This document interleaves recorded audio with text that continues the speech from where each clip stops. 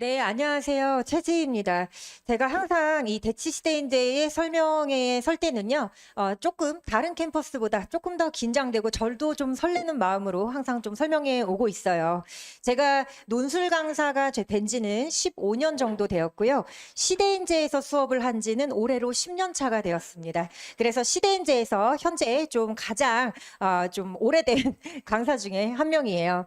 자, 오늘 제가 좀 고민을 많이 했어요. 대치시대인재 설명회가 저한테 왜 이렇게 소중하냐면요. 알고 계시는 분들이 계실지도 모르겠지만 사실 이 대치동에서 설명회가 재개가 된 지가 얼마 안 됐습니다. 그래서 지난 한 3년 정도가 대치동에서 시대인재 설명회가 없었어요. 그래서 다시 이렇게 재개하고 나서부터는 이 어머님들께서 저를 이렇게 찾아주셨을 때 제가 정말 이 1시간 동안 정말 어머님들께 좀 도움이 되는 정보들 그리고 좀 오늘 오기를 잘했다 싶은 그런 정보들을 좀 챙겨드려야 되겠다. 그런 생각을 좀 하게 됐습니다. 그래서 오늘도 이제 어떤 좀 말씀을 좀 드리고 싶냐면은요. 이제 어머님들께서 수리논술이 도대체 뭔가 잘 모르시는 분들도 계실 거고요. 그리고 대략적으로는 알고 있는데 올해 뭐가 좀 바뀌고 싶은지를 알고 싶다. 뭐 이런 어머님들도 계실 거고요. 그래서 제가 어머님들께서 좀 궁금해하시는 부분들 그런 것들 위주로 좀 설명을 드리려고 해요. 자, 일단은요. 수리논술에서 가장 많은 아이들이 합격을 하지 못하는 가장 주된 이유는 뭐라고 생각하세요? 네, 맞습니다. 그래도 대치동 어머님들께서 잘 알고 계시네요. 최저떨입니다. 이게 어느 정도로 심각한지를요, 제가 학교별로 다 나눠서 좀 설명을 드리도록 할게요. 자, 일단 최저가 가장 낮은 학교부터 보도록 할게요. 보통 2합 5등급 정도 되는 게 가장 낮은 최저라고 보시면 되시고요. 물론 2합 8등급인 학교들도 있기는 해요. 하지만 그런 학교를 좀 제외하고 이제 2합 5등급인 학교들, 엄청 많은 학교들이죠. 뭐 경희대, 건대, 동국대, 이대, 뭐 숙명여대 이런 학교들이 다 2합 5등급인 학교들인데요. 2합 5등급이라고 하면은 우리 보통 그냥 하나가 2등급 정도 나오고 하나가 3등급 정도가 나와주면 되는 거니까 저 정도 최저는 다 맞출 수 있지 않을까라고 생각을 하시는데 보통은요. 2합 5등급인 학교가 50% 정도가 최저를 맞춰줍니다. 이것도 참 신기하죠. 그래서 예를 들어서 내가 처음에 본 경쟁률이 40대 1이었다. 그러면은 최종 경쟁률은 실제로는 한 20대 1 정도에서 시험을 본다고 생각을 해주시면 되세요. 그래서 제가 이제 저희 학생들 중에서도요, 참 6월 평가원 모의고사를 보고 나서 반가워해야 되지 않은 반가운 얼굴들이 좀 보이기를 시작을 했습니다. 예, 무슨 말이냐면요. 작년에 들었던 친구들이 이제 6월 평가원 모의고사 보고 나서 저희 정규반으로 들어오는 친구들이 꽤 많더라고요. 그래서 이제 그 얼굴이 기억나는 친구들을 제가 중간에 교무실로 불러가지고 물어봤어요. 작년에 논술 왜 떨어졌니 물어보니까요. 전부 다 똑같이 최저떨이라고 얘기를 합니다. 그러면 이제 제가 저 같은 경우에는 아이들 수가 아무리 많더라도 얘네들 뭐 논술 원서에 대해서는 제가 학교랑 과까지 다 써주거든요. 그럼 이제 얘네들을 6, 9월에 최저를 못 맞춘 학교를 제가 쓰라고 했을까요? 절대 아니거든요. 6, 9월에는 최저를 맞췄는데도 불구하고요. 수능 가서 못 맞추는 애들이 정말 많아요. 특히 이제 제가 시대인재 재종에도 나가고 있는데 재종에서도 보면은 6, 9월에는 선생님 분명히 맞췄거든요. 근데 수능 가서 못 맞췄어요라고 하는 친구들이요. 정말 많습니다. 그래서 어머님들께 꼭 좀 말씀드리고 싶은 게요. 6, 9월에 최저를 빡세게 맞춘 학교는 지원하지 말라고 말씀을 드리고 싶어요. 나중에 이 수시 6개 카드가요. 너무너무 아깝거든요. 6, 9월에 최저를 좀 널널하게 맞춘 학교들 위주로 원서를 쓰셔야지 나중에 좀 후회하실 일이 없다고 말씀을 드리고 싶어요. 자, 이렇게 낮은 최저를 가지고 있는 애들이 50%밖에 최저를 맞추지 못하죠. 그러면 조금 더 높여보겠습니다. 3합 6등급으로 가볼게요. 자, 3합 6등급을 가지고 있는 학교들은 대표적으로 중앙대학교 그리고 성균관대학교의 일부 과들이 있어요. 그리고 내년에는 올해까지는 연대가 최저가 없습니다. 내년에는 연대 최저가 3합 6등급이 될 예정이에요. 그래서 3합 6등급인 현재 학교는 이제 성균관대의 일부 과들 그리고 이제 중앙대학교 그러면은 요거는 어느 정도 될까? 요거는 한 4분의 1 정도가 최저를 맞춰줍니다. 그래서 얘도 참 신기하죠. 그래서 80대 1 정도의 경쟁률을 보셨다. 그럼 얘도 한 20대 1 정도의 경쟁률에서 실제로 시험을 보신다고 말씀을 드릴 수가 있을 것 같아요. 자, 그리고 요거 사실 밑에 학교가 더 하나 있었는데요. 제가 학교 레벨이 얘네들보다 조금 높아서 깜빡했네요. 3합 7등급인 학교. 요게 어디죠? 서강대학교랑 한양대학교입니다. 그래서 저도 요게 좀 궁금했어요. 왜냐하면은요, 3합 6등급에서 최저를 맞추는 애들의 비율에 대한 자료는 전에서부터 계속 받아온 게 있었는데 3합 7등급이라는 요 등급이 생긴 지가 사실 몇 년 안 됐습니다. 그래서 그럼 3합 7등급에서는 애들이 최저를 어느 정도 맞춰줄까? 저도 굉장히 궁금했었는데요. 이번에 서강대학교가 공개를 해줬습니다. 어느 정도가 최저를 맞춰주냐면 3분의 1 정도가 최저를 맞춰줍니다. 그래서 서강대학교의 평균 경쟁률이 한 100대 1 정도 되거든요. 그래서 실제로 시험 보시는 경쟁률이 한 33대 1 정도, 요렇게 된 경쟁률에서 시험을 보시게 됩니다. 자, 그러면 여기서 아주 궁금한 학교가 있으시죠? 어디냐면은 일반 학교 중에 가장 최저가 높은 학교가 어디죠? 고려대학교입니다. 고려대학교 4합 8등급이고요. 요거 얼마나 줄어들까요? 저는 사실 고려대학교가 작년에는 이 자료를 공개를 안 해줬었어요. 근데 올해 유튜브에서 공개를 해줬습니다. 그래서 너무 반가웠었는데요. 아마 지금 옛날 중앙대학교 최저가 3합 5등급이었거든요. 그때 한 중앙대학교가 경쟁률이 한 7분의 1 정도로 떨어졌었기 때문에 고대를 지원하는데 4합 8등급이면 한 6분의 1 정도로 떨어질 것이다라고 예측을 했는데 그 예측이 정확하게 맞았습니다. 그래서 정확하게 6분의 1 정도로 떨어집니다. 그래서 고대의 평균 경쟁률이 한 72대 1 정도 되거든요. 그런데 실제로 시험 보시는 경쟁률은 13대 1 정도의 경쟁률에서 시험을 보시게 됩니다. 그래서 제가 왜 자꾸 이런 말씀을 드리냐면요.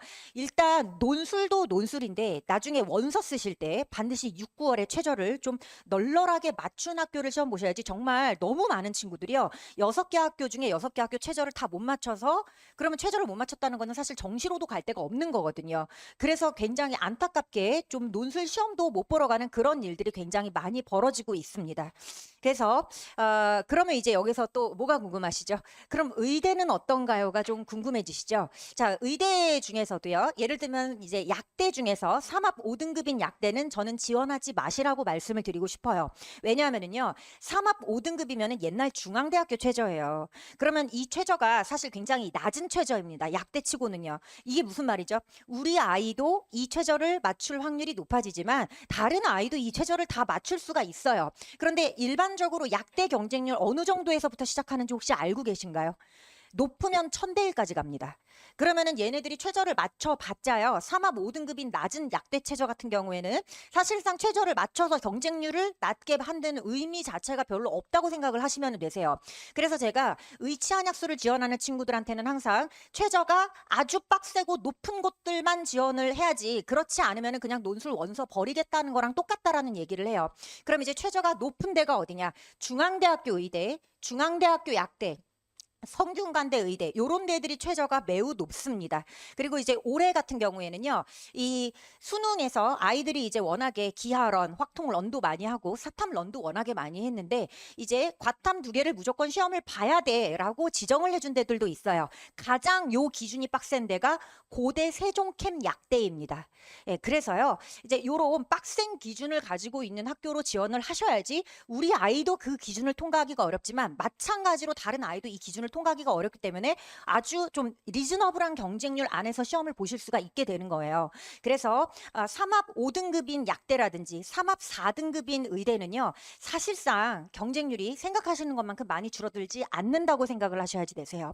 자, 그러면 의대 중에 빡센 곳을 좀 알아볼게요. 의대 중에 아까 말씀드렸던 4합 5등급 어디 최저죠? 중앙대 의대라든지 이런 의대 최저를 가지고 있는 곳들이 몇 곳 있는데요.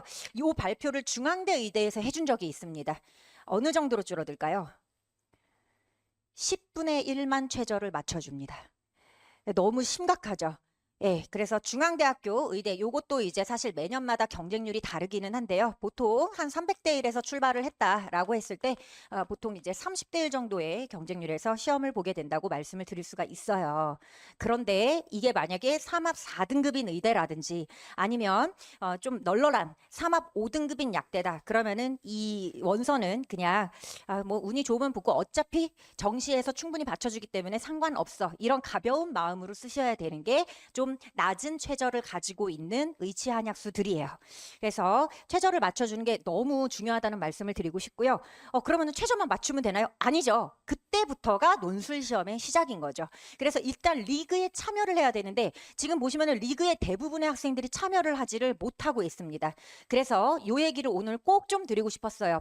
특히 이 윗자녀가 있으시거나 혹은 자녀가 지금 재수를 하고 있다거나 이런 어머님들 같은 경우에는 이제 이런 현실을 좀 잘 알고 계세요. 6, 9월에 최저를 맞췄어도 실제로 수능에 가서 못 맞출 수 있다는 것을 좀 알고 계시는데 보통은 잘 모르십니다. 그리고 이제요, 이 사람이 자꾸 행복 회로를 돌리게 돼요. 이게 이제 자기 상황이 되면은, 남의 상황이 되면은 사람이 참 객관적이 되는데 내 상황이 되면은 좀 객관적이지가 않아지는 것 같아요. 그래서 6, 9월에 못 맞춰 왔지만 왠지 수능에는 맞출 수 있을 것 같아요. 수능에 맞춰 올게요라고 주장을 하는 학생들도 있고 학부모님들도 계십니다. 그러면 이제 사실 제가 그 욕심을 꺾을 수는 없어요. 그래서 이제 그러면은 선생님 반대로 6, 9월에 맞췄는데 수능에 가서 못 맞추는 애가 저렇게 많은 거면은 6, 9월에는 못 맞췄는데 수능에 가서 맞추는 애들은요, 손가락에 꼽습니다. 네, 많이 없어요. 그래서 제가 15년 동안 아이들을 가르쳐 보니까 그렇더라고요. 그래서 그런 말씀들을 좀 드리고 싶었습니다. 자, 그리고 올해 조금 의치한약수에서 변화가 있는 것들을 조금 정리해서 알려드릴게요. 자, 일단 먼저 앞서 선생님께서 말씀해 주셨겠지만 중앙대 창의형 전형, 요거 같은 경우에는 의대랑 약대를 뽑고요. 인원을 많이 뽑지 않습니다. 의대 인원을 제가 기억하기로 한 3명인가 요 정도를 뽑는 것으로 기억을 하고 있어요. 최저 없고요. 고3만 지원 가능합니다. 검정고시 안 되고요. 지금 현재 학교를 다니고 있는 고3만 지원이 가능한, 그리고 수능 전에 시험을 봅니다. 그래서 그렇게 중앙대 의학대에 창의형이라는 전형이 하나가 생겼고요. 자, 그 다음에 또 의치한약수 지원하려고 하는 친구들 중에 조금 반가운 소식이 하나가 있죠. 뭐냐면은 부산대가 일반 전형으로 의치한약수 중에서 의대랑 약대를 뽑기로 했습니다. 그래서 이제 부산대학교 같은 경우에는요, 원래 지역인재 전형이라고 해서 그 부산 근처에 있는 친구들만 지원을 할 수가 있었어요. 의치한약수 같은 경우에도. 그런데 올해부터는 많은 인원은 아닙니다. 한 의대에서 제가 기억하기로 4명 정도, 그 정도의 인원을 그냥 전국에서 지역 인재로 받지 않고 뽑기로 했어요. 물론 지역 인재도 뽑습니다. 그래서 이제 부산대 의대도 좀 지원을 해볼 수 있는 가능성이 생겼다. 그 얘기를 좀 말씀드리고 싶고요. 그리고 이제 안타까운 소식들도 있죠. 예를 들면은 연대 치대가 논술로 올해부터 뽑지 않습니다. 하지만 약대는 뽑습니다. 연대 약대는 뽑아요.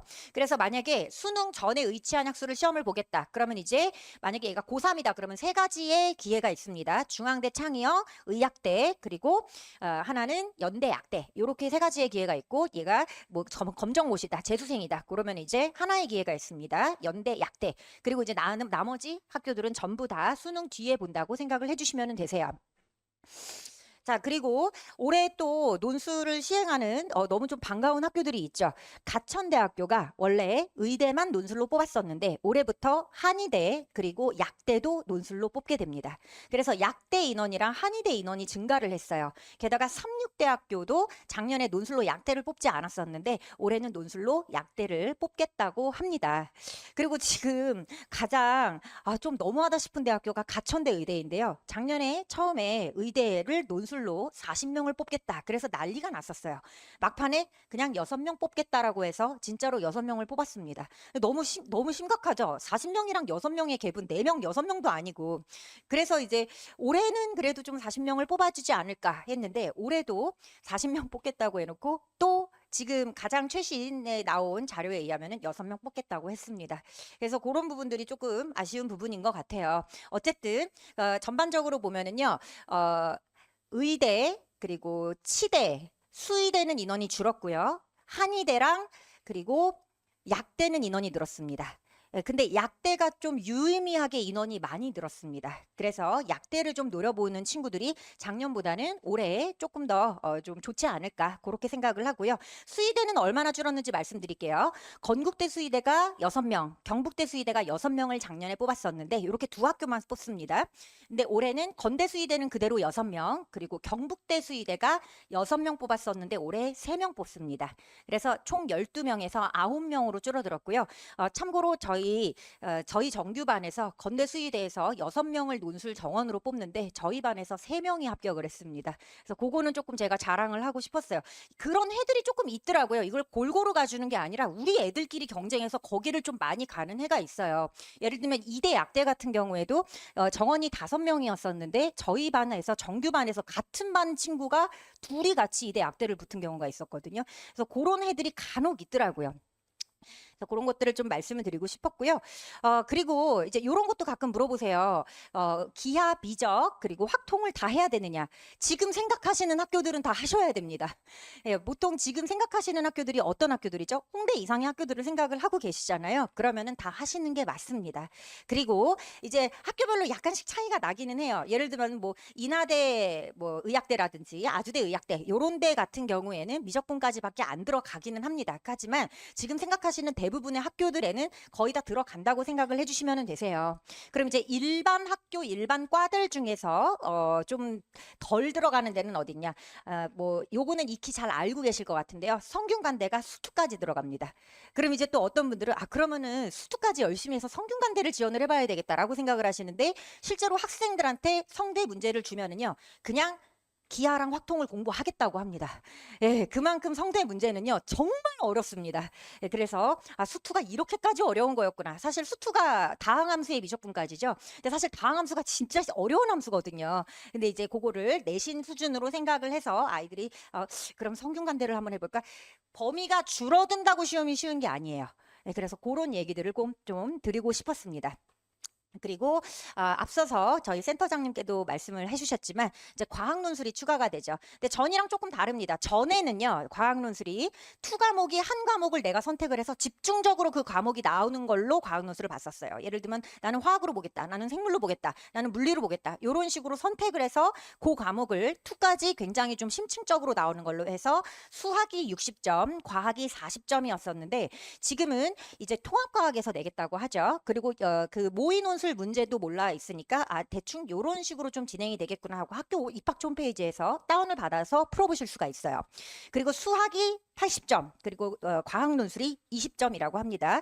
그래서 저희 연대반에서는 120분 중에 수학이 80%이기 때문에 수학에 이제 할애해야 되는 시간이 96분 정도죠. 그래서 저희 매주 95분 정도 모의 논술을 매주 보면서 갈 거예요. 그래서 실제 시험과 상당히 유사한 컨디션에서 시험을 보게 될 건데요. 사실 번외로 하나를 좀 말씀을 드리자면은 연대 수리 논술은 현존하는 그 어떤 수리 논술보다 제일 어렵습니다.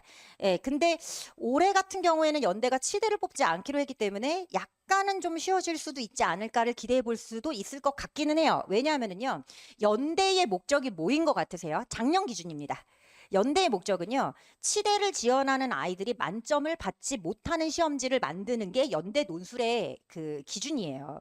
그러면 세상에 수학을 잘하는 아이가 정말 어마어마하게 많습니다. 작년에 저희 연대 치대 합격한 애만 해도요, 정말 수학을 너무너무 잘하는 친구고, 이제까지 제가 그 의대를 논술로 보낸 아이들을 보면은요, 주로 조금 특목고 친구들이 많기는 합니다. 그런데 그 친구들이요, 특히 제가 그 의대 재종반에서 수업을 했던 적이 있어요. 그래서 그 학원에서 이제 친구들은 다 과학고 졸업생들이었는데, 그 친구들만 모아서 이제 재종반을 진행을 한 적이 있었는데, 쉬는 시간에요, 정수론 원서를 자기들끼리 읽어보고 있습니다.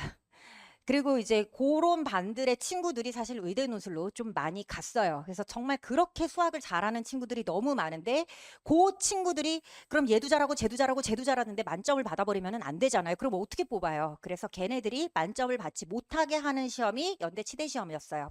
근데 이제 올해는 치대를 뽑지 않기 때문에 조금은 좀 덜 어렵게 낼 수도 있지 않을까 싶지만 사실 그거는 문제를 받아보기 전까지는 알 수가 없습니다. 어쨌든 연대는 이제까지 시험이 너무 어려운데 심지어 최저도 없죠. 그렇기 때문에 시험이 아주 어려울 수밖에 없는 학교였고요.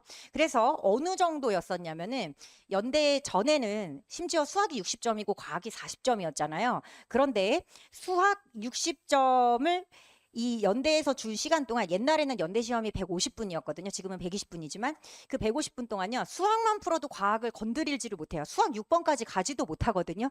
그래서 근데 그렇게만 풀고도 합격하는 친구들이 엄청나게 많았습니다. 이게 무슨 말이냐면은요. 그만큼 합격 점수도 굉장히 낮고요. 그리고 과학을 실제로 안 풀고 합격을 한 친구들이 너무나 많았었어요. 그리고 당연히 높은 과는 아닙니다.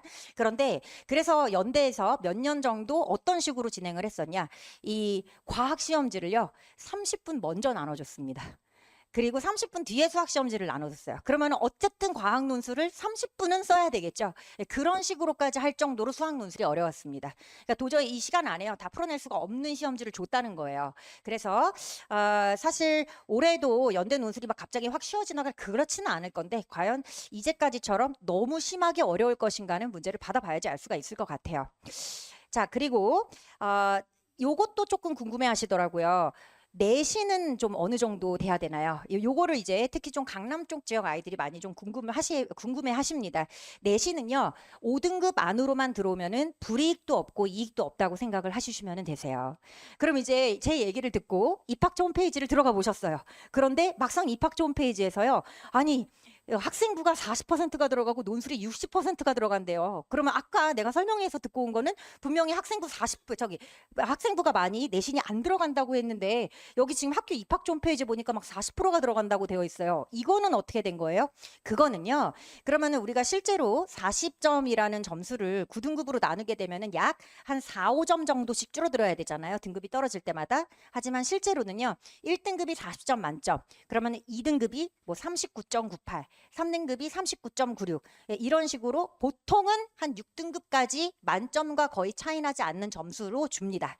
그리고 조금 빡센 학교들이 전에는 한 4등급까지로 했었는데 요즘 보면은 거의 한 5등급까지는 안전하다고 생각을 해주시면 되세요. 그리고 이제 5등급을 넘어가는 친구들은요. 그 친구들도 이제 걱정할 게 없는 게 몇 개 학교가 사라질 뿐이에요.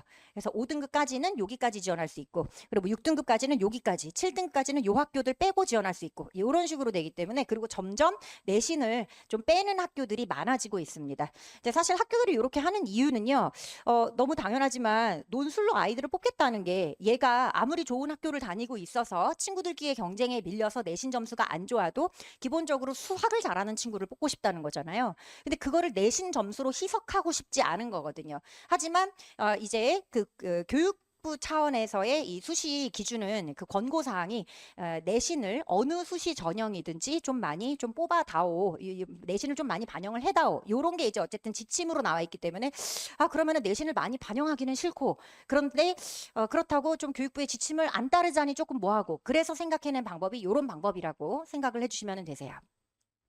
네, 그래서 제가 아까 그런 거를 좀 말씀을 드렸죠.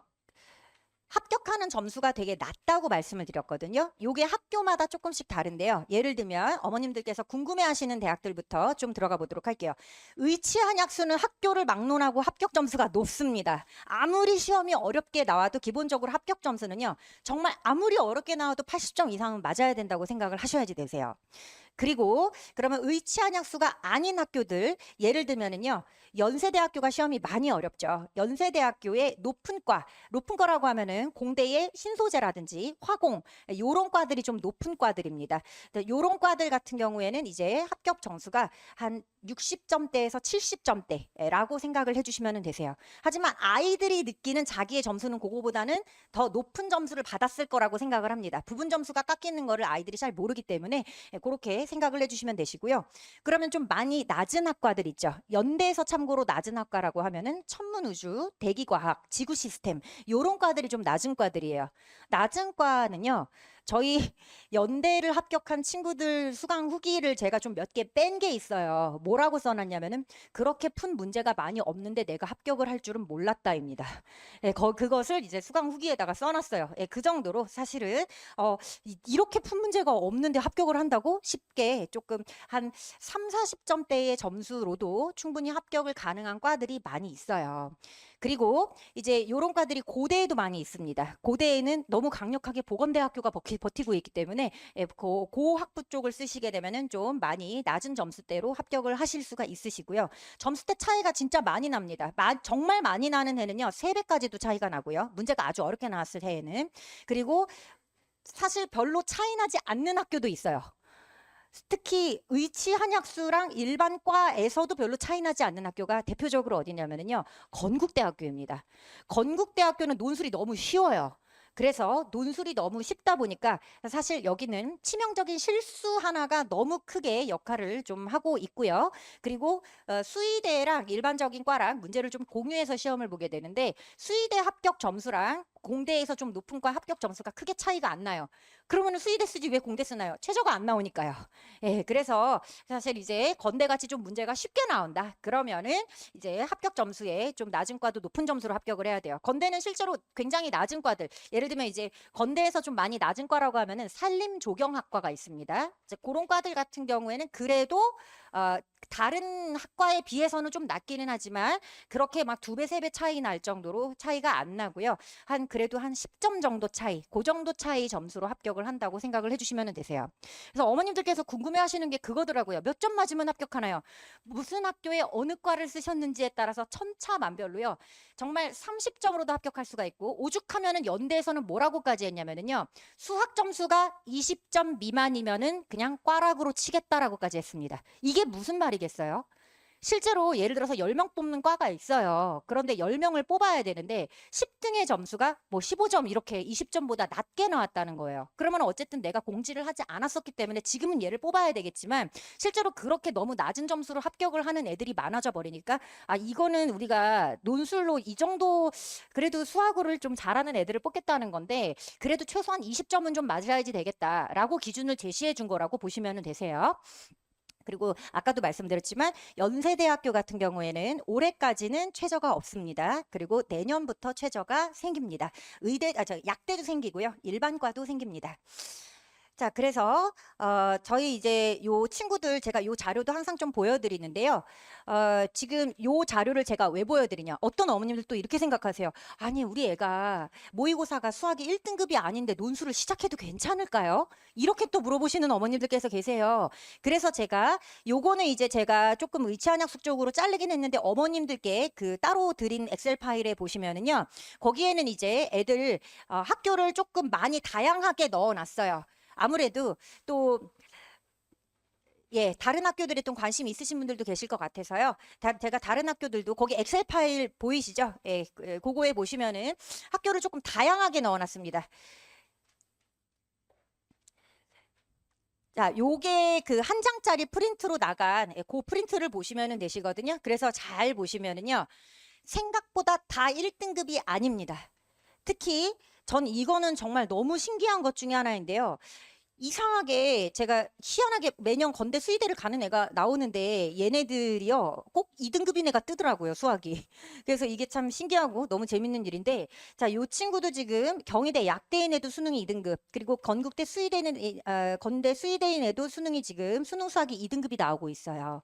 그리고 저희가 이제 애들 합불 조사하면서 이런 거 다 물어보거든요. 그럼 여기 지금 빈칸 쳐져 있는 친구들은 어떤 친구들이냐면은요. 죽어도 내 수능 등급과 내신 등급은만은 밝힐 수 없다라고 한 친구들입니다. 그럼 일단 기본적으로 1등급은 아니라는 거예요. 그래서 지금 보시면은 내신 등급은 지금 다 말하기 부끄러워요라고 하고 있고요. 그리고 지금 보시면 카드 의대 합격한 애도 수능 등급을 밝히지 않고 있습니다. 그래서 이제 보시면은요. 의치 한약수도 반드시 1등급이 아니어도 합격을 하는 애들이 나와요. 그래서 어머님들께 이게 사실 이 수리논술에서 가장 많이 합격하는 아이들의 등급대는요. 2등급대예요. 예, 그거는 왜 그러냐면은요. 1등급 자체가 4%밖에 없잖아요. 그리고 2등급대의 아이들이 수학도 어느 정도 하면서 가장 좀 넓은 퍼센트도 좀 가지고 있기 때문에 요 정도 2, 3등급대 친구들이 사실은 수리논술로 많이 합격을 하지. 물론 의치한약수는 한 대부분은 1등급대에서 합격을 하고 그리고 몇몇 인원들이 2등급대에서 합격을 합니다. 제가 의치한약수를 3등급에서 합격하는 친구는 이제까지 보지는 못했어요. 2등급까지 좀 합격을 하더라고요. 하지만 일반 학교의 일반과라고 한다면은 보통은 2, 3등급 정도에서 합격을 하고요.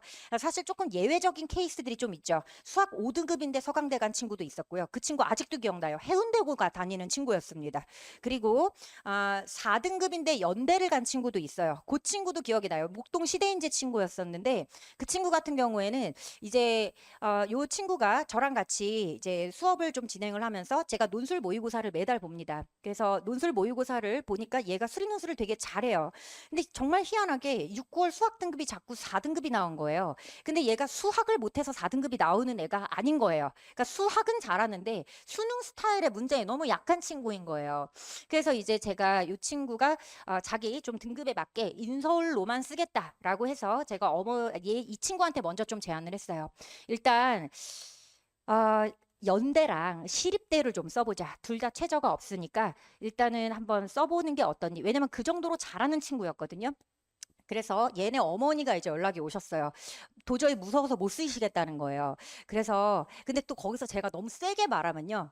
나중에 불합격했을 때 또 원망이 돌아오는 경우들이 좀 있습니다. 그래서 이 친구가 어머니 만약에 제 조카라면은 저는 연대랑 시립대를 쓸 것 같아요. 라고 말씀을 드렸어요. 그리고 실제로 한참 고민을 하다가 연대를 썼는데 붙어가지고 온 친구가 있어요. 그래서 제가 그래도 1년에 상담하는 요로 원서를 써주는 아이들이요. 한 평균적으로 400명 정도 됩니다. 그리고 15년 동안 농술 강사를 했으니까 제가 한 6천 명 정도의 원서를 그러면 한 사람당 한 학교만 써주냐? 아니거든요. 보통 6논술 씁니다. 왜냐하면은 보통은요. 이제 논술을 가장 많이 들으러 오시는 시기가 7월이에요. 기말고사 끝나고 이제 단체로 그 컨설팅, 학종 컨설팅을 많이 받으러 가실 거예요. 근데 그 컨설팅에서 나오는 학교 이름이 별로 마음에 안 드십니다. 그래서 그러면은 이 6월 모의고사 본 거 가지고 이 정도 최저를 맞출 수 있는 학교를 논술로 쓰려면 어디까지 쓸 수 있지 보니까 학교가 학종과는 다르게 저 위에 올라가 있는 거예요. 그래서 이제 7월 달에 가장 많은 친구들이 오시게 되시거든요. 그래서 이 학종에서 생각보다 마음에 드는 학교 이름이 나오기가 조금 힘들어서요. 눅논술을 쓰는 친구들이 생각보다 정말 대부분입니다. 논술을 일단 쓴다고 하면은요. 그래서 제가 보통 아이들당 한 평균적으로요. 한 명당 한 5개 원서는 써주는 것 같아요. 그래서 이제까지 누적된 원서만 해도 그래도 한 3만 개는 넘을 것 같아요.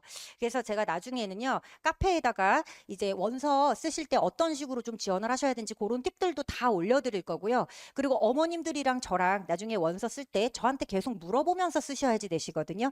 예를 들면 작년에 서강대학교에서 우리가 썼어야 되는 과는 어느 과냐면은 기계공학과였습니다. 기계공학과가 원래 높은 과예요. 보통 이제 제일 높은 과들이 신소재, 전자, 화공, 기계 이런 과들이 좀 많이 높거든요. 그런데 작년에 서강대학교의 기계공학과가요. 다른 뭐 화공이나 신소재 같은 데들은 120대 1, 130대 1까지 올라갔는데 기계공학과만 100대 1을 못 넘었습니다. 그럼 요거는 뭐냐? 펑크라고 생각을 해주시면 되세요. 나름의 펑크예요. 물론 뭐 옛날처럼 정말 미달은 아니고요. 나름의 펑크입니다. 그렇지만 유의미한 펑크예요. 왜냐하면은 정말 그래도 경쟁률은 똑같이 3분의 1 정도로 줄어들거든요. 그러면 제가 어머님들께 항상 또 말씀드리는 것 중에 하나가 원서 쓰실 때 물론 너무 머리가 아프고 힘드시겠지만 그래도 마지막 경쟁률 보고 쓰셔야 돼요. 라고 말씀을 드려요. 그게 왜 그러냐면은 이런 종류의 과들이요. 꼭 학교마다 한두 개씩 무조건 있어요. 해마다. 그런 데를 골라서 지원을 좀 하셔야지 됩니다. 그리고 판단이 안 되시면은 저한테 카톡으로 물어보셔야 돼요. 제가 원서 작성 기간 동안에는요. 올해도 이제 원서 작성하는 기간이 월화수목금으로 이제 5일 정도가 주어져 있는데 그때는 제가 24시간 카톡에 답을 해드려요. 전화는 받지 않습니다. 왜냐면은 제가 아이들과는 대면 상담을 해요. 왜냐면 아이들은 사실 저한테 이상한 얘기를 하지도 않지만 만약에 하려고 폼을 잡으면 제가 아니야 라고 좀 자를 수가 있는데 제가 이제 강사가 된 지 얼마 안 돼서 옛날에 이제 어머니랑 같이 이 상담 전화를 했더니 우리 아이가 중학교 때 얼마나 공부를 잘했었는지부터 듣고 있어야 돼요. 근데 이제 우리가 지금 해야 될 거는 그게 아니거든요. 지금은 일단 6, 9월 모의고사 받은 점수 그리고 이제까지 저한테 수업을 들은 논술 모의고사 점수를 통합해 봐서 정시보다 잘 갈 수 있으면서 얘가 좀 갈 만한 학교랑 과를 같이 찾아보는 그 작업을 해야 되는데 얘가 과학고를 준비했었고 과학고를 왜 떨어졌는지까지 제가 듣고 있어야 돼요. 근데 제가 아이들은 자를 수가 있는데 어머님들 얘기는 못 자르겠더라고요. 그래서 아이들과는 대면으로 상담을 진행을 하고 그리고 이제 그런 상담을 진행한 결과지를요. 이렇게 어머님들께 직접 보내드릴 거예요. 이게 이제 작년에 상담한 거. 집히는 대로 일단 찍어가지고 가지고 온 건데요. 그래서 이런 식으로 어떤 친구가 먼저 제가 아이들한테 써오라고 할 거예요. 너는 무슨 대학교, 어떤 과를 가고 싶은지 일단 써와. 일단 써오고 거기서 조정하자. 그러면은 한 100명 중에 1명 정도가요. 상담이 한 번에 끝납니다. 어떤 애들이죠? 원서 너무 잘 써온 애들. 그런 애가 한 100명 중에 한두 명 정도 있어요. 그리고 이제 보통은 한 이렇게 6개 학교 정도 써오게 되면은요. 그 중에서 보통은 한 2개 학교 정도는 그대로 써도 될 것 같고 한 4개 정도를 계속 수정을 하면서 가요. 그럼 이제 제가 이런 식으로 얘기를 해준단 말이죠. 뭐 예를 들어서 이제 이 친구 같은 경우에는 뭐 예를 들어서 뭐 연대 기계공학과를 쓰고 싶다고 했다. 근데 제가 얘 논술 점수를 보니까 기계공학과를 쓸 정도는 안 되는데 연대 좀 낮은 과 정도는 써봐도 될 것 같아요. 근데 연대 낮은 과의 종류도 되게 많습니다. 그래서 나중에 그 자료도 다 같이 드릴 거예요. 논술에서 커트라인이 낮은 과들의 모음도 다 드릴 거거든요. 그러면 이제 제가 얘기를 하겠죠. 그러면은 연대는 솔직히 말해서 기계공학과는 좀 어려울 것 같아. 아기가 좀 상처를 받을 수 있겠지만 저는 그래도 조금 냉정하게 얘기를 해주는 편이거든요. 일단은 그래도 합격률을 높여야 되기 때문에. 그래서 그러면 기계공학과보다는 솔직히 말해서 중위권도 조금 힘들 것 같다. 그런데 낮은 과라면은 좀 가능성이 있을 것 같다. 그러니까 이 낮은 과들 연대 그 자료 준 거 보면은 거기 음영친과들이 낮은 과인데 그 5개 중에서 하나를 골라서 나한테 좀 물어봐줘. 라고 요렇게 또 피드백이 들어가요. 그럼 이제 이 친구가 엄마랑 또 상의를 해서 그러면 엄마랑 뭐 대기과학을 쓸까 지구 시스템을 쓸까 고민을 하다가 저한테 다시 물어보겠죠. 선생님 지구 시스템은 어때요? 그러면은 그래 거기 쓰면 좋겠다. 그런데 보니까 선생님 근데 산업공학과는 좀 어때요? 거기도 조금 힘들 것 같아. 요런 식의 피드백을요 계속 들어가면서 이 6개를 정말 예쁘게 써야 돼요. 그리고 이제 이런 경우들도 있죠. 예를 들어서 작년 서강대 같은 경우에 제가 보통 서강대학교는요 서강대학교가 좀 많이 빡센 학교예요. 왜 그러냐면은요 연대도 낮은 과가 있고 고대도 낮은 과가 있어요. 서강대가 낮은 과를 안 뽑습니다. 논술로. 그래서 서강대학교과는 다 인기과들이에요. 그나마 조금 낮은 데가 물리학과입니다. 그래서 서강대학교에 조금 써볼 만한 데가 좀 물리학과 정도이고요. 뭐 다른 학교들처럼 뭐 바이오 의공학과라든지 아니면 뭐 대기과학과 이런 데를 안 뽑는단 말이에요. 서강대학교에서. 근데 이제 작년에 질문이 온 거예요. 그래도 컴퓨터 공학과도 조금 써볼 만하거든요. 컴퓨터 공학과의 역사는요. 한 10년 전에 10년 정도 전에는 공대 중에서 제일 낮은 과였다가 개발자가 급부상하면서 갑자기 공대에 제일 높은 과로 올라갔다가 AI가 뜨기 시작하면서 또 갑자기 낮아지고 있습니다. 그래서 요즘은 컴공이 그렇게 세지 않아요. 그래서 얘가 컴공을 쓰기로 한 애였는데 이제 카톡이 왔어요. 선생님 지금 서강대학교 마지막 경쟁률 컴공이 이렇고요. 그리고 기계공학과가 선생님 의외로 지금 100대 1이 안 되고 지금 전자랑 화공이 엄청 높아요. 그럼 저 혹시 기계 써봐도 될까요? 이런 질문을 저한테 하셔야 돼요. 제가 모든 학교의 모든 실시간 기록을 다 보고 있지를 못하기 때문에 그런 거를 저한테 카톡으로 물어보시고 근데 기계는 그래도 좀 힘들 것 같아. 그거는 별로 유의미한 경쟁률 차이가 아닌 것 같아. 그러니까 그냥 컴공 써라. 이런 답변을 들으실 수도 있고 그 정도의 경쟁률 차이면은 기계공학과를 쓰는 게 조금 더 나을 것 같다. 이런 답변을 들으실 수도 있고 왜냐면 이것도 좀 구분이 안 되시잖아요. 예를 들면 30대 1과 35대 1은 차이가 있나? 30대 1과 60대 1은 차이가 있는 것 같기는 한데 그럼 30대 1과 40대 1은 어떻지? 근데 그런 것들을 물어보실 때가 없으시기 때문에 이제 그 실시간으로 저랑 같이 좀 원서를 이렇게 쓰시면은요 저도 너무 힘들고 어머님들 너무 힘들어요. 그냥 정했으면 빨리 그냥 쓰고 잊어버리고 있고 싶지 이거를 막 끝까지 막 이거를 보면서 하면 6개 띄워놓고 여기는 경쟁률이 어떻고 이러고 싶지 않거든요. 하지만 그렇게 하는 게요 확실히 합격률을 많이 올리실 수가 있어요. 그래서 연대 같은 데도요 연대가 이제 최저가 없기 때문에 경쟁률이 처음 보시는 그대로 가는 학교인데 연대가 재작년에 건축학과가 말도 안 되게 17대 1인 적이 있어요. 이 17대 1이라는 경쟁률은 연대치고 말이 안 되는 경쟁률이거든요. 그래서 그런 거를 제가 만약에 그러면은 이 친구가 우리 상담에서는 대기과학과를 쓰기로 했어요. 근데 막상 연대 원서 접수를 하려고 보니까 대기과학과가 50대 1이에요.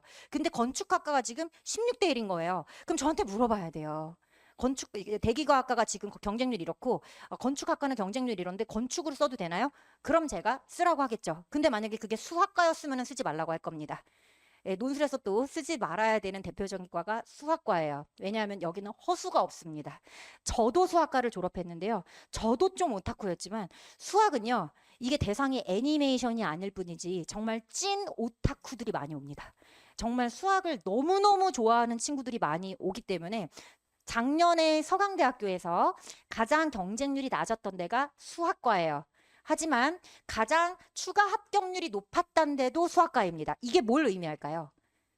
추가 합격률이 높다는 거는요, 논술로 더 좋은 학교를 합격해서 떠났다는 거예요. 그럼 서강대보다 좋은 학교라고 하면은 연대, 고대, 의치한약수밖에 없죠. 여기로 가버린 거예요. 그 정도의 수학 논술 실력을 가지고 있는 친구들이 지원을 하는 과입니다. 그래서 제가 수학과는 지원을 하지 말라고 말씀드려요. 지금은 한양대학교가 합격 점수를 공개를 잘 안 해주거든요. 그런데 이제 몇 년 전까지 좀 공개해준 자료에 의하면은 그때 당시 한양대학교 문제 정말 어렵게 나왔을 때 식품영양학과 같은 경우에 40점 정도로 합격을 했는데 수학과가 93점으로 합격을 합니다. 그렇기 때문에 이게 정말 그 과를 잘 고르셔야 돼요. 근데 제가 너무 답답한 것 중에 하나는 수능은 점수 맞춰서 가시잖아요. 만약에 우리 아이 점수가 중앙대학교 공대를 갈 점수가 나왔다고 쳐요. 고대 공대 안 쓰시잖아요. 근데 왜 논술에서는 최저만 맞출 수 있으면 무조건 높은 학교에 높은 과만 쓰시는지 모르겠어요. 이게 뭘 일단 생각을 하셔야 되냐면 가장 먼저 고려하셔야 될 거 최저. 그 다음에는 그럼 우리 아이 논술 실력으로 이 학교에 요 정도 과에 합격을 할 수 있을 것인가. 사실 그거를 판단할 수 있는 거는 걔를 데리고 가르치는 논술 강사밖에 없습니다. 그래서 사실 코로나 전에 학생이 진짜 많았었어요. 그때 제가 정규반 친구가 가장 많이 갈 때는 600명까지 갔었거든요. 그러면요, 이 600명을 상담하다 보면은요, 정말 정신이 나갈 것 같아요. 너무 힘든데 그 가장 대표적인 이유는요, 논술 원서 쓰는 기간이 일주일밖에 안 줍니다. 그럼 일주일 만에 이 모든 아이들을 다 상담을 해야 되는 거예요. 그런데 또 밤새 카톡도 계속 오고 있어요. 그래서 그 작업이 너무너무 힘들지만 저 사실 파이널보다 원서 쓰는 기간이 더 힘들어요. 근데 그럼에도 불구하고 그거를 할 수밖에 없는 이유는요, 했을 때랑 안 했을 때 합격률의 차이가 너무 현저하게 차이가 납니다. 예, 그래서 이 친구가 어느 정도 논술을 좀 쓸 수 있는지 아는 거는 저밖에 없기 때문에, 예, 제가 그러면 얘가 선생님 저는요 죽어도 공대는 가고 싶어요. 그럼 공대 제일 마지막 학과, 예를 들면 공대 제일 마지막 학과가 건설환경공학과라든지 자원환경공학과 이런 데들이 공대 제일 마지막 학과들인데 거기는 좀 어때요? 이런 질문을 할 수 있는 데는 저는 저밖에 얘네들을 가르치고 있었던 저밖에 없다고 생각을 해요. 그래서 그렇게 아이들의 원서를요 너무너무 힘들지만 이렇게 좀 정해주고 있고, 그리고 같은 6, 9월 모의고사 점수에 같은 논술 점수를 가지고 있어도 상담이 달라질 수 있어요. 그거는 왜 그러냐면은 얘가 재수 생각이 있냐 아니면 올해 무조건 가야 되느냐 이거에 따라서도 좀 달라져요. 예를 들면 지금 저희 시대인재 재종반 같은 경우에는 재수생도 많지만 삼수생, 사수생들도 되게 많거든요. 그럼 이제 이 중에서는 엄마가 이번 해까지만 해주신대요. 다음 해에는 군대 가야 돼요. 뭐 이런 애들도 있기 때문에 그러면 원서를 조금 더 방어적으로 쓸 수밖에 없어요. 조금 더 낮게. 근데 또 어떤 친구들 같은 경우에는 같은 점수를 가지고 있는데도 불구하고 저는 어차피 선생님 연대 밑으로 가면은 재수할 거예요. 라든지 아니면은 저는 좀 마음에 안 드는 학교 갈 바에는 엄마도 재수하기로 했어요. 예, 요런 친구들 같은 경우에는 그러면 어차피 밑에 학교 가면은 학교 안 가는 거니까 조금 더 원서를 공격적으로 쓸 수도 있는 거죠. 그래서 그거는 아이들이 처한 상황마다 좀 다릅니다. 네. 그래서 이제 그 7월 시작반에 아이들을 보낼 생각을 해주시는 학부모님들께서는요, 기본적으로 갖추고 와야 될 게 미적 기하 확통에 대한 기본적인 내용은 알고 와야 됩니다. 그럼 기본적인 내용이 어디까지냐? 제가 많은 걸 바라지 않아요. 미적 기하 확통을요, 센 수학 A 등급 있죠. 센 수학 다 아실 거예요. 거기 A단계, B단계, C단계가 있는데 C단계가 제일 어려운 겁니다. A단계는요. 여기서 대충 무슨 식이 나오는지 알고 이걸 적용해서 풀 수만 있으면 되거든요. 그것까지만이라도 해 보내주시면 되세요. 그래서 제가 이제 작년까지는요. 이 7월 시작반에서 이 기하랑 확통 수업을 처음부터 했더니 기하랑 확통만 하게 되더라고요.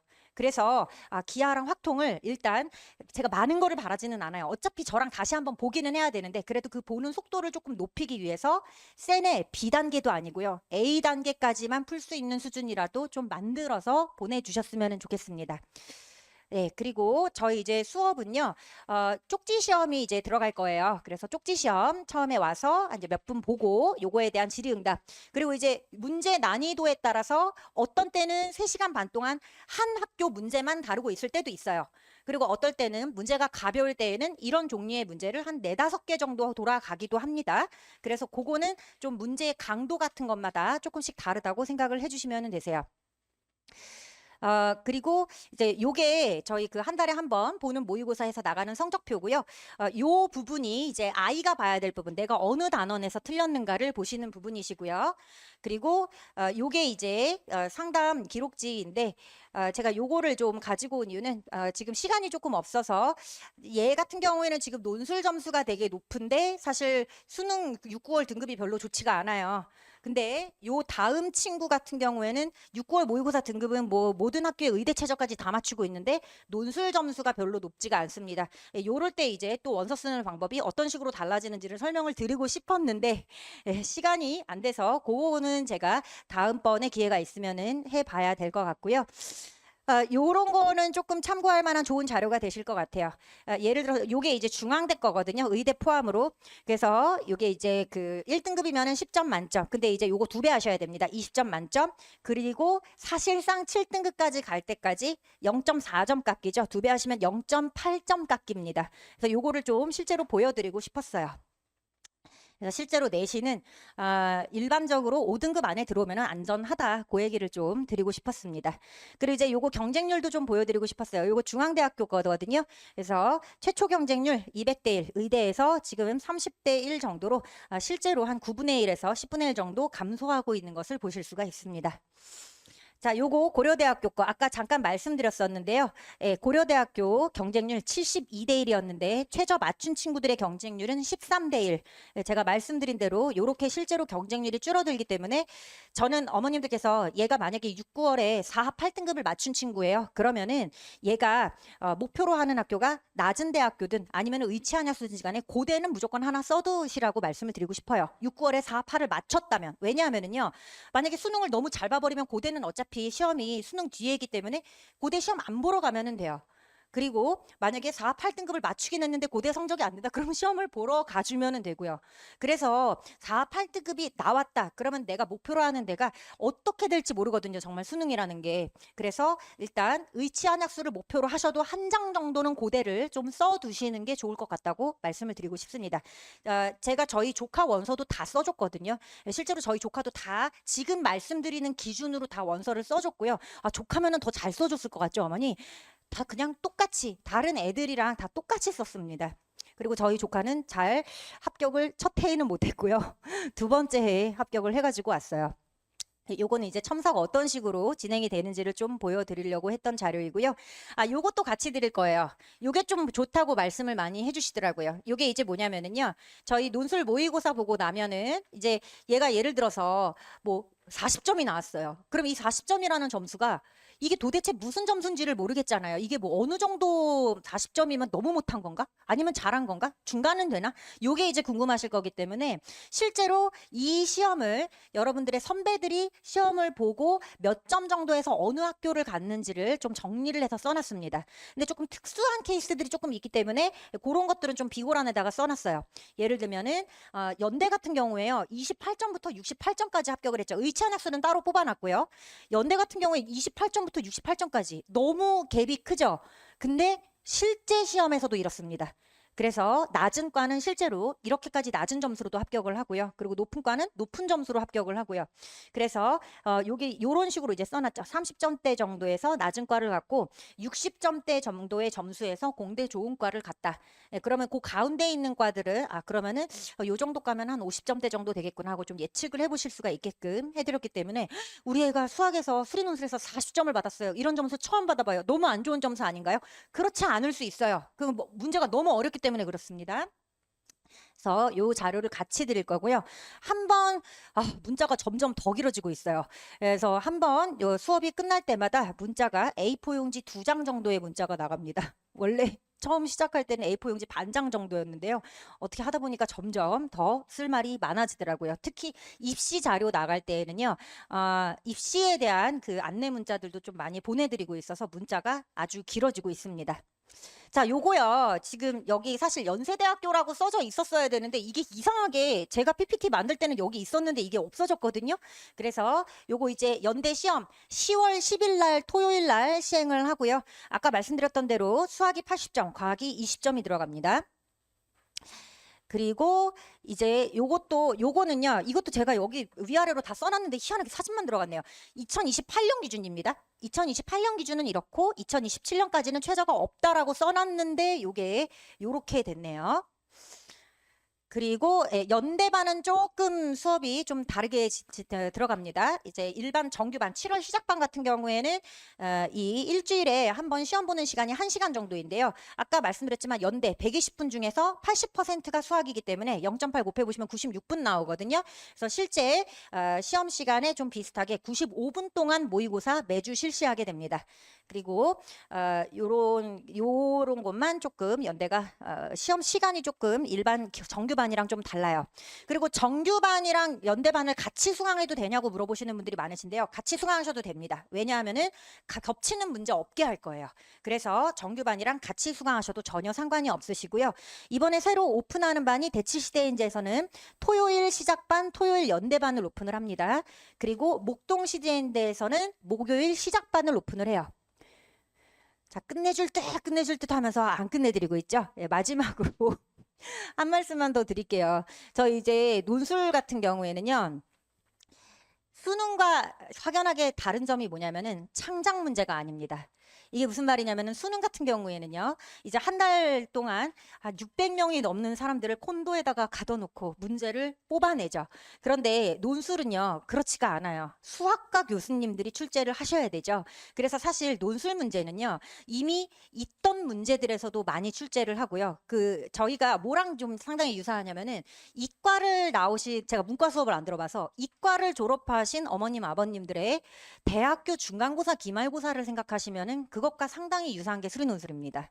그래서 보시면은 족보가 좀 돌아다니잖아요. 그런데 수리논술은 그 족보의 양이 조금 많은 시험이다라고 생각을 해주시면 되세요. 그래서 이 문제가 어디에서부터 베껴가지고 오고 있냐면요, 정말 옛날로 올라갑니다. 옛날에 학교마다 본고사를 보던 시절이 있었죠. 그래서 그 본고사 문제도 최근의 논술에도 계속 나오고 있어요. 그래서 이런 유명한 수학 문제들이 좀 있어요. 그러면 대부분의 학교들에서는 사실 대부분의 문제를 그 족보 내에서 좀 출제를 하는 편이기 때문에 학교의 난이도에 상관없이 학교가 높든 학교가 낮든지 간에 이 족보를 좀 자주 출제되는 문제들이 좀 있어요. 그리고 이 학교 시험의 난이도는요, 학교 이름과는 크게 상관이 없습니다. 예를 들면 연대는 되게 어렵죠. 고대 논술은 별로 어렵지 않아요. 고대는 쉽습니다. 근데 고대는 뭐가 어렵죠? 최저를 맞추기가 어렵죠. 그리고 또 학교 이름은 별로 높지 않은데 또 논술 시험이 너무 어려운 학교. 인하대학교, 아주대학교입니다. 여기는 또 학교 이름은 낮은데 논술 시험이 너무 어렵고요. 그리고 또 학교는 높아요. 의치한약수예요. 근데 논술 시험은 너무 쉬운 데가 건대수의대입니다. 그래서 이렇게 학교마다 그럼 또 쉬우니까 건대수의대를 지원하셔야 될까요? 그건 아니죠. 왜냐하면 쉬우면은요, 다 같이 점수가 높게 나오고 어려우면 다 같이 낮게 나옵니다. 예, 그래서 이제 가끔 그런 거를 물어보시는 분들이 계세요. 지금부터 학교 나눠야 되는 거 아니냐. 그런데 생각보다 학교들에서요, 다른 학교라도 겹치는 문제들이 상당히 많이 나옵니다. 그래서 그거는 이제 제가 좀 시간이 허락을 하면은 직접 예제까지 좀 보여드리려고 했는데 그거까지 보여드릴 시간은 좀 안 될 것 같고요. 그래서 지금은 학교를 나눠서 수업을 듣지 않으셔도 되시고, 다만 연대는 조금 나눌 필요가 있기는 해요. 왜냐하면 독보적으로 혼자 너무 어렵거든요. 예, 그리고 다른 학교 같은 경우에는 그렇게까지 어렵게 내는 학교들은 사실 별로 없기 때문에 그거는 그렇지만 연대는 조금 독보적으로 어렵기 때문에 반을 하나 따로 개설을 했다. 이렇게 생각을 해주시면 될 것 같아요. 그리고 각 학교별 파이널은요, 직전에 열립니다. 그래서 뭐 경희대라든지 아니면 일반적인 다른 학교들 파이널은 직전에 열리게 되는데 이제 그것도요, 사실 거기서 어떤 특별한 수업을 한다기보다는 그 파이널에서는 우리가 예를 들어서 토요일 날 중앙대학교 시험을 보러 가야 돼요. 그럼 월화수목금을 중앙대학교 유형과 똑같이 와서 매일 모의고사 치고, 그리고 월화수목금 연습했으니까 토요일 가서 똑같이 중앙대학교 시험 모의고사처럼 편하게 하던 것처럼 하는 그런 연습하고 간다고 생각하시면 되세요. 사실상 메인 내용은 다 정규반에서 배우는 거라고 생각을 해주시면 됩니다. 자, 그래서 오늘 어떻게 조금 도움이 되셨을까요? 제가 좀 어머님들께 항상 그래도 이렇게 멀리 저를 찾아와 주셨는데, 멀리는 아닐 것 같네요. 뭐 이렇게 저를 찾아와 주셨는데 그래도 좀 얻어가는 게 좀 있으시게, 아 그래도 오늘 요런 부분을 좀 내가 건져간 것 같아 하는 느낌이 들게끔 좀 하고 싶었어요. 그래서 좀 많이 도움이 되셨으면 좋겠고요. 또 나 그거 물어보고 싶었는데가 집에 가서 보통 생각이 나십니다. 그래서 저희 이제 연구실에서 쓰는 번호예요. 그래서 요거 지금 저희 연구실에서 가지고 있는 업무용 핸드폰인데요. 저희 연구실 업무 시간은 일요일이랑 현재는 수요일, 요렇게 이틀 업무를 지금 하고 있고요. 아까 말씀드렸던 원서 기간에는 그때는 24시간 일주일 풀로 돌아갑니다. 그래서 어머님께서 오늘 설명회를 들었는데 내가 집에 와서 생각해 보니까 나는 요 부분이 궁금했다. 그러면 저한테 문자를 보내주시면 되세요. 오늘 대치시대인지에서 설명회를 들었는데 이런 부분들이 궁금하다. 우리 아이의 상황은 이렇고 이런 부분들이 궁금하다. 이런 거를 좀 보내주시면 되시고요. 가끔 저한테 제가 과로사 할까봐 죽을 거를 너무 염려하시는 분들이 계세요. 그거는 원서 기간에 해주시면 되시고요. 지금은 살만합니다. 그래서 이런 질문까지, 이런 사소한 질문까지 해도 될까? 하셔도 돼요. 저한테도 도움이 돼요. 나는 이런 거는 당연히 알고 계실 거라고 생각했는데 의외로 이런 걸 모르시는구나 하고 저한테도 어머니들께 좀 도움이 되기 때문에 그렇게 좀 질문을 해주시면 될 것 같고요.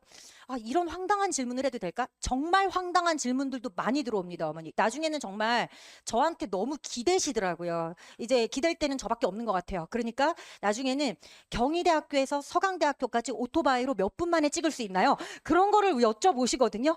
그러면 전 또 성심성의껏 대답해 드립니다. 안 가서 모르지만 전날 한번 가보세요, 어머니. 라고 해드립니다. 그래서 정말 황당한 질문들이 많이 들어와요. 그리고 이제 이런 질문들도 들어옵니다. 이 과가 우리 아이 적성에 맞을까요? 모릅니다, 어머니. 저 그것까지는 모르겠어요. 그냥 얘가 합격이 가능할 것 같다, 어려울 것 같다를 말씀드리는 것까지가 저의 역할입니다. 어떻게 그래도 좀 좋은 설명회였으면 좋겠고요. 감사합니다. 저는 최지희였습니다.